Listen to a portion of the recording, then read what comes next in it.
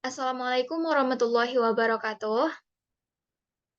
Waalaikumsalam warahmatullahi wabarakatuh.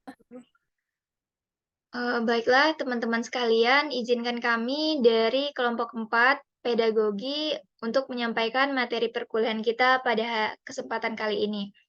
Baik, kami dari kelompok 4 dengan anggota saya sendiri, Rizka Ayu Lestari, NIM 2200532 dan rekan saya Prima Handayani dengan NIM 2200528 dan tak lupa pula Rara Insani dengan NIM 2200530. Nah, tanpa memperpanjang kalimat pendahuluan, marilah kita langsung menyimak materi pertama yang akan disampaikan oleh rekan kita, yaitu Rara Insani. Kepada Saudari Rara Insani, dipersilakan. Baik, terima kasih moderator. Saya di sini akan menjelaskan tentang pedagogi sebagai ilmu pengetahuan. Pedagogi berasal dari bahasa Yunani yaitu pedagogus yang artinya anak dan agogos yang artinya mengantar, membimbing, atau memimpin. Dari dua kata tersebut terbentuklah kata pedagogos yang berarti pelayan pada zaman Yunani kuno yang mengantar anak majikannya ke sekolah, juga bertugas untuk membimbing anak majikannya. Selanjutnya terjadi perubahan istilah menjadi pedagog yang berarti ahli didik atau pendidik. Kemudian ada juga istilah pedagogi atau pedagogi yang berarti praktik mendidik anak, yang selanjutnya muncul istilah pedagogik yang berarti ilmu untuk mendidik anak. Pedagogi adalah ilmu atau seni dalam mengajar atau membimbing anak-anak. Pedagogi sendiri sebagai ilmu pengetahuan karena memiliki kriteria atau syarat yang memenuhi untuk menjadi sebuah ilmu pengetahuan. Antara lain memiliki objek studi yang terdiri dari objek material, yaitu manusia, objek formal yang dipelajari. Juga memiliki metode studi dan sifat sistem hasil studinya. Tiga domain atau ranah yang harus dikembangkan dari manusia kecil menurut Bloom. 1. Kognitif. Arti kognitif sendiri adalah tidak tahu menjadi tahu yang dilakukan melalui proses pembelajaran. Kemudian ada afektif. Afektif sendiri berarti bisa, di mana kita memiliki perilaku yang dapat menekankan aspek perasaan, sikap, dan emosi. Ketiga, psikomotor. Berarti berperilaku untuk menekankan aspek keterampilan motorik seperti tulisan tangan. Kemudian, yang harus ada dalam situasi pendidikan, 1. Adanya komponen pendidik, yaitu orang yang memberikan pendidikan untuk peserta didiknya. Tujuannya untuk mengarahkan pada pembentukan manusia menuju kedewasaan. Kedua, kegiatan pendidikan.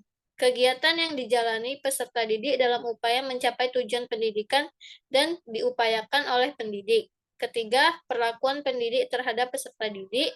Dan yang keempat, dapat terjadi secara formal dan informal.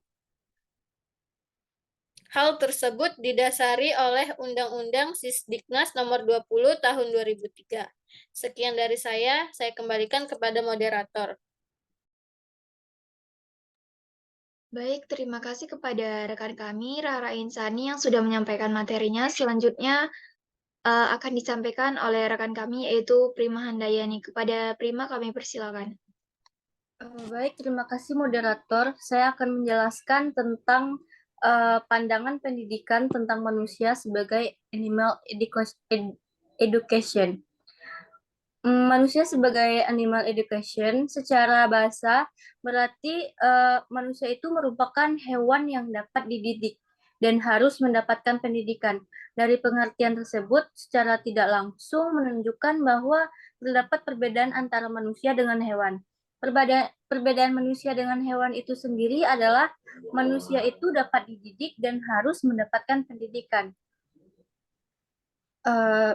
Selanjutnya, pandangan pendidikan tentang manusia sebagai animal education ialah pandangan pendidikan tentang hakikat manusia sebagai makhluk yang secara biologis, fisik, dan jasmani tidak jauh beda dengan hewan, tetapi dapat membedakan dirinya dengan hewan dengan melakukan usaha yang bersifat pendidikan.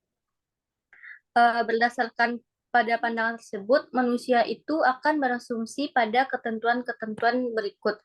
Yang pertama itu mengapa manusia itu harus dididik atau mendidik.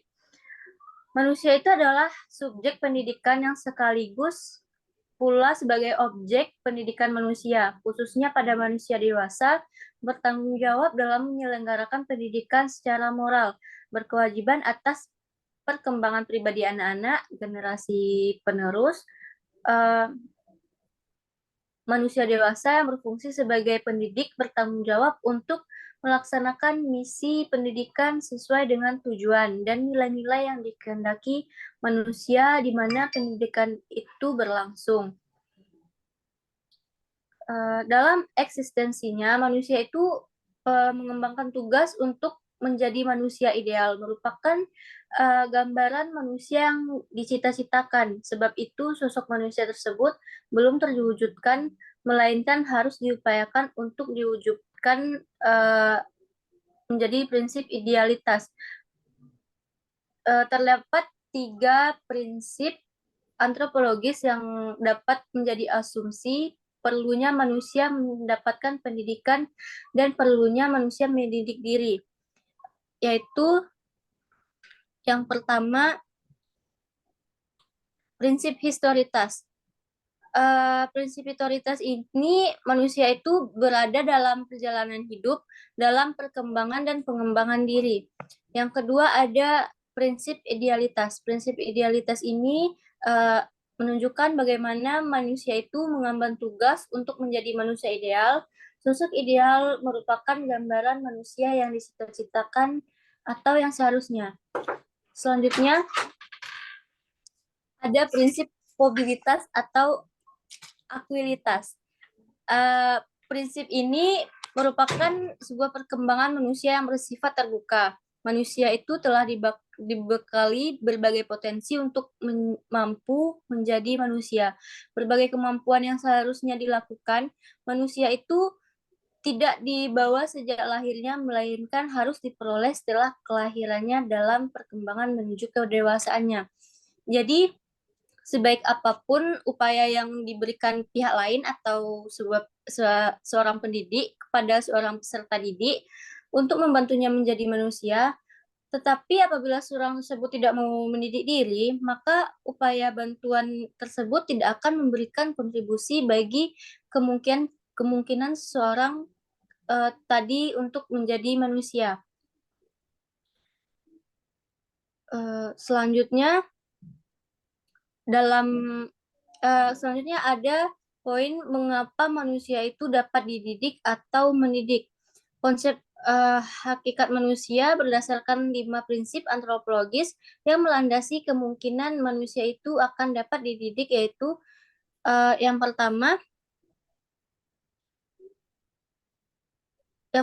ada prinsip potensialitas, yaitu pendidikan itu bertujuan agar seseorang menjadi manusia yang ideal. Karena manusia itu memiliki sebuah potensi, yaitu potensi untuk bermain atau potensi untuk beriman dan bertakwa terhadap Tuhan Yang Maha Esa. Potensi untuk berbuat baik, potensi cipta, karsa, dan potensi karya. Oleh sebab itu, manusia dapat dididik karena ia memiliki potensi untuk menjadi manusia yang ideal. Selanjutnya yaitu prinsip dinamika. Pada prinsip ini, manusia memiliki dinamika untuk menjadi manusia ideal karena manusia selalu aktif baik dalam psikologi maupun spiritualnya. Ia selalu menginginkan dan mengejar segala hal yang lebih dari apa yang telah ada. Ia berupaya untuk mengaktualisasikan diri agar menjadi manusia ideal. baik dalam rangka interaksi atau komunikasinya secara horizontal maupun vertikal. Selanjutnya ada prinsip individualitas. Pada prinsip ini, praktek pendidikan merupakan melakukan upaya pendidik memfasilitasi manusia atau peserta didik itu agar mampu menjadi dirinya sendiri. Di samping itu, manusia adalah individu yang memiliki kediri sendirian atau subjektivitas bebas dan aktif berupaya untuk menjadi dirinya sendiri. Oleh karena itu, individualitas ini mengimplikasikan bahwa manusia itu dapat dididik. Selanjutnya adalah prinsip sosialitas. Pada prinsip ini, pendidikan hakikatnya berlangsung dalam pergaulan atau sebuah interaksi atau komunikasi antara manusia atau pendidik dan peserta didik. Hakikatnya adalah manusia itu adalah makhluk sosial, ia hidup bersama dengan sesamanya. Di mana dalam hal ini akan terjadi suatu tumbal balik, yaitu di mana individu ini akan menerima pengaruh dari individu lainnya. Selanjutnya adalah prinsip moralitas. Pada prinsip ini, manusia dapat dididik karena ia berdimensi moralitas, yaitu mampu membedakan yang mana yang baik dan mana yang tidak baik. Pendidikan ini bersifat normatif, yaitu dilaksanakan berdasarkan sistem dan norma tertentu. Sehingga pendidikan ini memiliki tujuan agar manusia itu dapat berakhlak mulia, agar manusia itu juga berperilaku sesuai dengan nilai dan norma yang berlaku. Sekian materi yang dapat saya sampaikan, saya kembalikan kepada moderator. Baik, terima kasih kepada rekan kami Prima Handayani yang sudah menyampaikan materinya. Selanjutnya yaitu akan saya sampaikan mengenai dalam hal ini keharusan mendapatkan pendidikan itu jika dilihat dari aspek-aspek kepentingannya akan dikemukakan 3 hal. Yang pertama adanya aspek pedagogisnya, kemudian yang kedua aspek sosiologis dan kultural, dan aspek tauhidnya. Mungkin sekian penyampaian materi dari kelompok 4 mengenai materi perkuliahan pada minggu kedua. Cukup sekian, lebih dan kurangnya kami mohon maaf. Wabillahi taufiq wal hidayah. Wassalamualaikum warahmatullahi wabarakatuh. Waalaikumsalam warahmatullahi warahmatullahi wabarakatuh.